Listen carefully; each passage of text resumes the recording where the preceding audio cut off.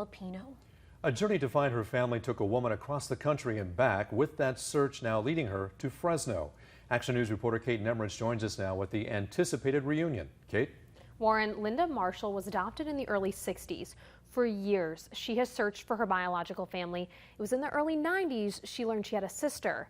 That search for her sister would take until 2016, and that was just the beginning.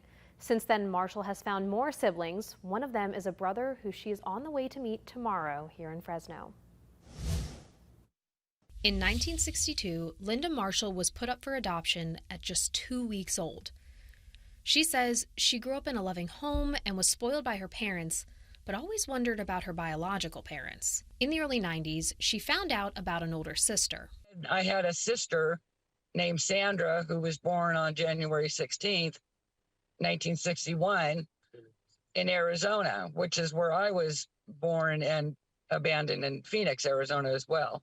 She's only 13 months older than I am. Paper trails only led her to dead ends. It would take a DNA test in 2015 for her to find Sandra Richards, all the way out in Kentucky.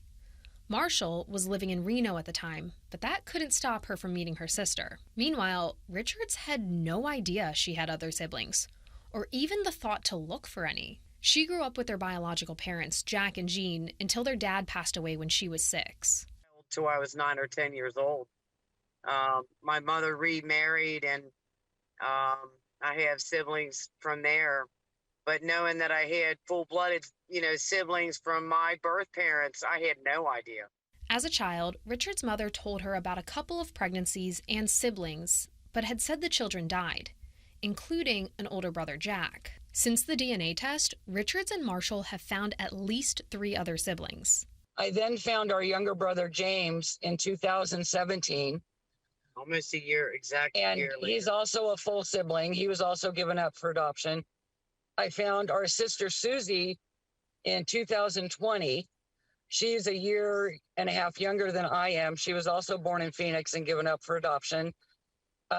She sadly passed away this past December of cancer. Just this year, in June, they found their older brother Jack was alive and living in Fresno. On Tuesday, the women were headed to Central California for a long-awaited reunion. It's crazy. It's been fun, though. It's a lot of roller coasters. It's very emotional. It's tough conversations sometimes, but it's all been worth it. Definitely. Yeah, all been worth it for sure.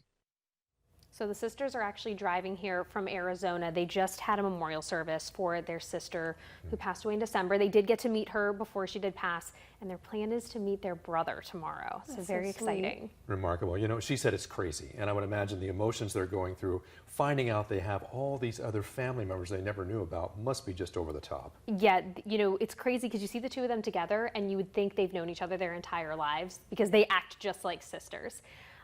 But they've said, it's been a lot, a roller coaster of emotions, the highs of meeting a new sibling, but then trying to locate them all. It's been a long journey that she's taken this.